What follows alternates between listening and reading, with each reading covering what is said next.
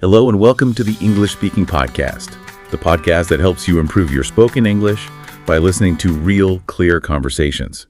In today's episode, we're talking about something very important: how to communicate better, how to speak clearly, and how to listen deeply. If you've ever struggled to express yourself or felt like people don't understand what you're trying to say, this episode is for you. Let's learn the simple skills that make you a confident, clear communicator in English and in life. So what we want to do today is really look into some practical ways, strategies we've gathered that can help you connect better, be understood. It can genuinely change how you interact, both when you're speaking English and just in your everyday life. That's such a vital point, because effective communication, it's not just the words, is it? It's this blend, what you say, how you say it, and maybe the biggest part, how deeply you actually listen. Yeah. And getting that whole picture right really empowers you. It lets you handle conversations, with more ease, more impact. Doesn't matter the situation. Absolutely. And talking about connection, let's jump right into that first big piece. Deep listening. This isn't just hearing things passively. No. It's a skill, right? Yeah. Actively processing, really trying to get the full meaning, the intention behind the words. Yeah. Truly tuning into where they're coming from. Exactly. To really get active listening, you have to be a mindful participant, focused. It means kind of stepping outside your own viewpoint for a moment, right, and trying to tune into the other person's inner world, as some put it. Doing that builds real empathy. It makes relationships stronger because you're willing to understand their side, not just push your own agenda. Okay, so how do we actually do that? How do we get better at this deep listening? We found some really practical techniques. Yeah. One big one is just being fully present. Mm-hmm. Crucial. And it's not just about being polite. Apparently your brain can take, 23 minutes to fully refocus after even a tiny distraction. Wow. So putting the phone away, ignoring distractions, not letting your mind wander, even quieting that voice in your head. It's actually about being effective, not just courteous. You need to focus completely on them. Totally. And another thing is nonverbal cues. Did you know up to 65% of communication isn't even words? It's huge, isn't it? Body language, tone. Yeah. So watch things like how fast someone's talking. It could mean they're nervous or maybe excited. And think about your own body language too. Keep it open, not threatening. Don't fold your arms. Right. Lean in a bit, maybe. Lean in, smile, nod when they make a point. Your face says a lot too. Yeah. And then there's eye contact. It shows you're there, you're listening. But not staring, right? There's that fine line. Exactly. There's this 50-70 rule idea. Keep eye contact about 50 to 70% of the time you're listening. Hold it for maybe 4 or 5 seconds, then look away briefly. Keeps it comfortable. That makes sense. And okay, once you're really listening, the next step is getting them to share more, right? That's where open-ended questions come in. They're so powerful. Unlike those yes-no questions that just stop the conversation. Exactly. Dead ends. Open-ended questions, they invite people to think, to expand, move beyond just the facts. Ask things like, can you tell me a bit more about that experience? Or what were your thoughts on how that played out? Or maybe, what do you think is the best way forward here? Yeah. Or even looking back, how do you think you might have responded differently? Questions like that show you're genuinely interested. They make the other person feel, valued. It really opens things up. And after they have shared, reflecting back what you heard. That's a technique that seems simple, but it's really effective. Mm-hmm. Paraphrasing. Yeah, just saying back what you understood. Like, okay, so if I'm getting this right, you're feeling frustrated about this. Or maybe it sounds like you're saying the main issue was. That does two things, right? It validates their feelings, shows you heard them, and it catches misunderstandings early. They can correct you if you're off track. Right. You can ask for clarification too, but maybe don't get bogged down in tiny details if it means losing the main point they're trying to make. Good point. Keep the big picture in mind. And alongside that, patience and withholding judgment are absolutely key. Patience, meaning just letting them talk. Letting them talk without jumping in, giving them time to actually figure out what they want to say. Even if there's silence, don't feel you have to fill it. Ooh, that's hard sometimes. It is. Resist that urge. And resist preparing your reply while they're still talking. Just be a sounding board, not trying to fire back instantly. Okay, and withholding judgment. Creating a safe space where they feel okay sharing honestly without worrying you're going to criticize them or shame them. It means consciously practicing empathy, trying to see things from their view, and actively stopping yourself if you notice judgmental thoughts popping up. Wow. When you put all that together, developing these listening skills, it feels like it could really change things, like improve personal relationships just by making people feel heard. Definitely. It builds that empathy. And think about work better, problem solving, better teamwork. If you really listen, you understand the issues better. Yeah. And socially, too. Building stronger connections. It provides support. We even saw stuff suggesting it can help people with social anxiety feel less distressed, less alone. It makes total sense. It boils down to connection. Maybe we can think of it like those 3 A's we came across. Attention, being fully tuned in. Attitude, staying positive, open-minded. And adjustment, kind of tweaking your responses and body language as you go. Attention, attitude, adjustment. I like that. Okay, that's a solid look at listening. Now let's flip it. How do we make sure we get heard? Speaking clearly, confidently. Lots of us struggle with this, right? Organizing thoughts or just, that fear of public speaking. Oh yeah, public speaking fear is huge. It can be anything from just feeling a bit nervous to, well, full-on panic for some people. It's a type of anxiety, really. But the good news is there are definitely ways to manage it systematically. Yeah, the stuff we looked at had some really practical steps. One big one was simply know your topic. If you really understand your subject, you're less likely to mess up, and you can recover faster if you do stumble. Confidence comes from competence, partly. Right. It even suggested preparing answers for maybe 5 potential questions, not just to have the answers, but because doing that builds this deeper level of confidence. That makes sense. Preparation is key. And getting organized, too. Planning your points, any visuals you need, maybe using a little outline card. And if you can, check out the place you'll be speaking beforehand. Get comfy with the room, the equipment. It can calm the nerves. Familiarity helps. And the biggest one, probably, practice. Yeah. Just practice a lot. Rehearse it multiple times. Do it for people you trust, but also maybe for people you don't know so well to get different feedback. Recording yourself can be eye-opening, too. Oh, yeah. You spot things you totally miss otherwise. Definitely. And alongside practice, visualize success. Seriously, imagine it going well. Positive thinking can actually reduce anxiety. And don't forget to breathe. Slow, deep breaths before you start, and even during if you need it. That initial anxiety spike is real, isn't it? But it usually fades. It does, often within minutes. Yeah. Remember to focus on your material, not just staring at the audience. They're mostly interested in the information. And you probably notice your nervousness way more than they do. They usually want you to do well. That's a good reminder. And don't fear silence. This is a big one. If you lose your place, a short pause feels like forever to you, but the audience likely barely notices. Just take a breath, collect your thoughts. And afterwards. Celebrate. Acknowledge you did it. Pat yourself on the back. And if there were mistakes, they're just chances to learn for next time, not failures. That point about silence is gold. It always feels longer to the speaker. Okay. So for clarity and confidence, one idea that really stood out was using concise sentences. Avoid those super sentences. Right. Where you kind of string 2 or 3 ideas together with and or so. It just overwhelms the listener, doesn't it? Makes the message weaker. Totally wears them out, which leads to that other technique, speaking in bullet points. Explain that a bit more. It's like making short, clear statements, each one followed by a tiny pause, like putting a full stop, a period, after each idea. And crucially, try not to fill those pauses with or and, or so.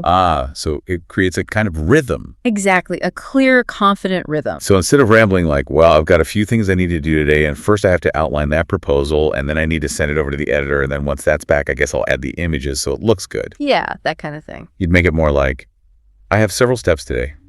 Pause. First, outline the proposal. Pause. Then send it to the editor. Hear the difference. Instantly clearer, more confident sounding. It really is noticeable. And you can apply that same idea to conversations using short talking turns. Basically, boil down what you want to say into just 1 or 2 sentences at a time. Bite-sized chunks. Exactly. It makes dialogues flow better, more effective, especially maybe when talking to someone senior or busy. They appreciate getting straight to the point. That makes a lot of sense. Okay, shifting gears slightly. Pronunciation. Especially for non-native English speakers listening. The goal isn't perfection, right? It's being understood. Absolutely. Comprehensibility is key. Not losing your accent entirely, everyone has one.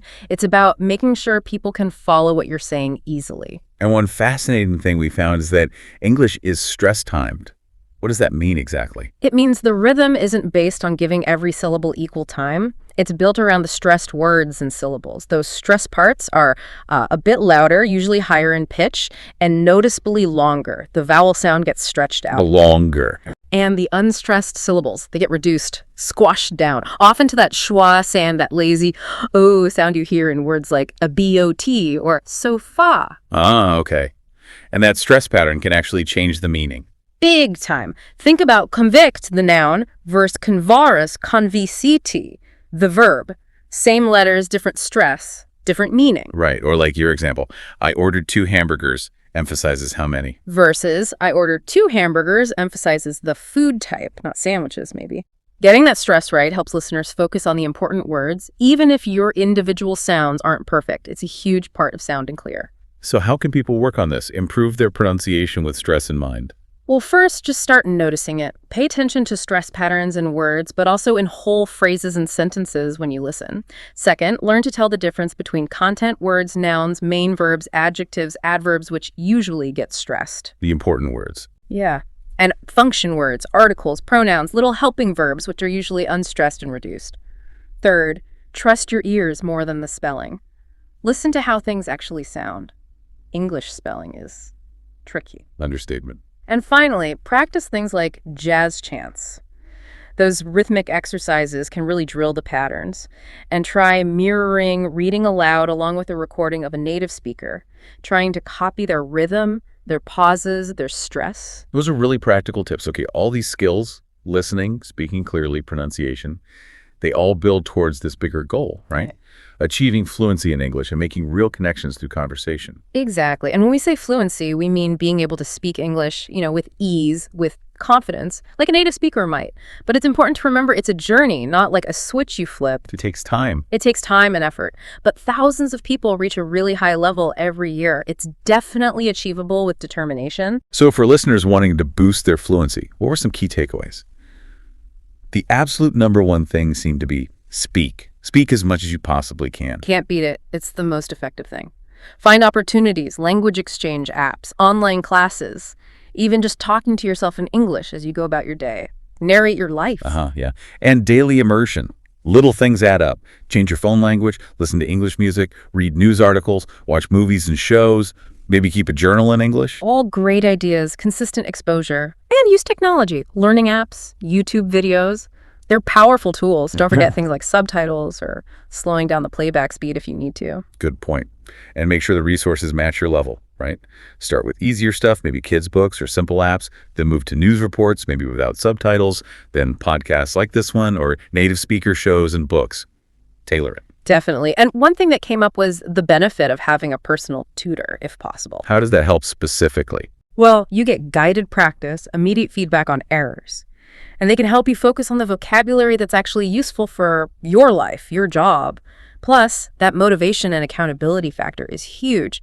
Having someone checking in can really speed up progress. Like a personal trainer for your English. Exactly. And for vocabulary, instead of just memorizing lists of words. Which is so tedious. Right. Learn words naturally through conversations, reading, watching stuff. And here's a great tip. Focus on learning whole phrases, not just single words. Dunce mining, they called it. Yeah, learning chunks of language. It actually helps you speak more smoothly with less hesitation because you're pulling out a ready-made phrase. It makes so much sense. It links to that feeling, that discomfort almost all language learners have, right? Yeah. That feeling you can't quite say exactly what you mean. Oh, absolutely. It's universal. The key is developing a tolerance for ambiguity. Accepting you won't understand everything perfectly or speak perfectly, especially at first. Real progress happens when you push past the embarrassment, embrace the mistakes. They're how you learn. Building resilience. Okay, and one really vital step towards fluency is actually starting to think in English, not just translating in your head all the time. We found some brilliant little exercises for this. Like what? Like when you see an object, just think the English word. See the sun, think sun. See water, think water. Simple stuff. Labeling your world. Exactly. Yeah. Or start your day saying one small English sentence to yourself. Good morning. Today's going to be good. Even stick little labels on things in your room, door, mirror, bed. Visual reinforcement. Clever. Ask yourself simple questions in English and answer them. What is this? It is a cup. Count things in English: steps you take, items you buy. Narrate your actions mentally. I am drinking water. I am opening the window. Making it constant internal practice. Yeah. Listen to simple English content, short stories, easy songs, and apparently smiling while you think and speak in English helps your mood and brain function. Okay. And if you get stuck on a word, don't stop and translate. Just use a simpler word you do know. Instead of delicious, just say good or very nice. Keep the conversation flowing. That's crucial for maintaining momentum. All these things help you get comfortable enough to have more, well, intellectual conversations too, those deeper discussions. Right. How do you navigate those? First, recognize not everyone enjoys them, and that's fine. But if you do, prepare a little. Read interesting things, watch documentaries, maybe join a discussion group. Then you can try to steer small talk that way. Mention an interest, see if it clicks. Ask questions about their work or studies or hobbies to find common ground. Be brave enough to share a small personal thought, maybe. Yes, that encourages others to open up too. And be okay with being the student sometimes. If they know about something you don't, ask genuine questions. Show interest. Look for the deeper layers in what people say, the feelings or meanings behind the facts. Use those go deeper questions. Exactly. Why do you think that is? How did that make you feel? What do you mean when you say X? And enrich the chat by mixing facts and opinions with your own thoughts and feelings. Explain why you feel a certain way. Remember, the best relationships usually mix it all up. Small talk, jokes, deep chats. It's a balance. That's a really well-rounded view. It all comes back to practice, doesn't it? Confidence in English, confidence in communicating. It grows when you consistently practice and, crucially, when you accept that mistakes are part of it. Absolutely. Remember those small steps forward. Celebrate them. Maybe even record yourself speaking now and then just to hear how far you've actually come. It can be really motivating. Definitely. You often improve more than you realize. So when you weave these simple skills, listening deeply, speaking clearly, and really embracing the practice into your daily life, you're not just learning a language. You're unlocking a richer way to connect with the world, to truly understand others and maybe even yourself a bit better. Thanks for joining me today on the English Speaking Podcast. If you found this episode helpful, please like, share, and subscribe. It helps others find this show and supports what we're doing here. New episodes drop every week with clear, slow English to help you improve your speaking and listening. Until next time, keep learning, keep speaking, and keep connecting through English. Take care. See you soon.